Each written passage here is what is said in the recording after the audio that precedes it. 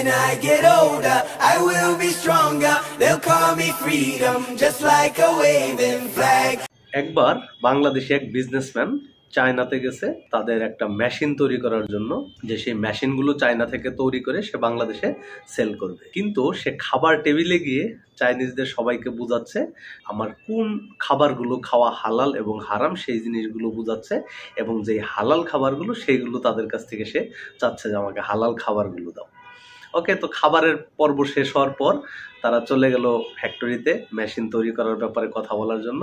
তো ফ্যাক্টরিতে যখন মেশিন তৈরি করার কথা হচ্ছে তখন সে বলতেছে যে মেশিন তৈরি হওয়ার পর আমার ওই মেশিনের যে নেম প্লেটের স্টিকার হবে সেই স্টিকারটা হবে হচ্ছে মেড ইন তাইওয়ান নামে, কারণ সেটা যেন বাংলাদেশে সেল করা সুবিধা হয়।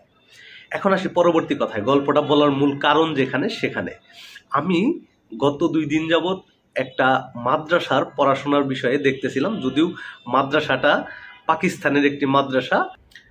মাদ্রাসাটির নাম হচ্ছে জামিয়া বাইতুসসালাম তালাগং, এবং উইকিপিডিয়াতে আমি দেখলাম মাদ্রাসাটা হচ্ছে সবচেয়ে ফেমাস এবং পরিচিতি যেটার জন্য সেটা হচ্ছে হাইটেক অ্যান্ড হচ্ছে রোবোটিকের উপরে। অর্থাৎ এই মাদ্রাসাতেই পড়াশোনা হচ্ছে কম্পিউটার সায়েন্স, জুলজি, বায়োলজি, রসায়ন, এই ধরনের সব সাবজেক্টগুলো নিয়ে তারা গবেষণা করে। এবং রিসেন্টলি একটা ন্যাশনাল প্রোগ্রামে এই মাদ্রাসাটা ইউনিভার্সিটির স্টুডেন্টদেরকে হারিয়ে তারা চ্যাম্পিয়ন হয়েছে। এবং তাদের আমি ইউটিউবে বেশ কিছু ভিডিও দেখলাম, তারা অনেকগুলো কম্পিটিশনে এই হাই টেকনোলজির যেসব বিষয় আছে এইগুলোর কম্পিটিশনগুলোতে 2nd position, 3rd position, 1st position, এরকম অনেকগুলো প্রতিযোগিতার কিছু ভিডিও আমি দেখলাম।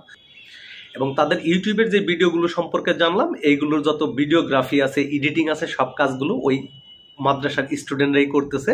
তাহলে আমাদের দেশেও খুব দ্রুত সময়ের মধ্যেই প্রয়োজন এরকম একটি মাদ্রাসা, যেখানে ধর্মীয় শিক্ষার পাশাপাশি তৈরি হবে এখন বর্তমান যুগের চাহিদা অনুযায়ী স্কিলড স্টুডেন্ট, এবং যাদের মাধ্যমে ধর্মীয় শিক্ষার পাশাপাশি আমাদের দেশের ডেভেলপমেন্টে তারা অংশগ্রহণ করবে। এবং আমাদের ধর্ম যেই শিক্ষাটা দেয়, সততা বজায় রাখা, তারা বিজনেস হোক এবং যে কোনো সেক্টরে কাজের ক্ষেত্রে হোক, তারা সততা বজায় রাখবে, যে তাদের সততার কারণে দেশের ভাবমূর্তি উজ্জ্বল হবে এবং দেশের সব কাজগুলো খুব ভালোভাবে হবে।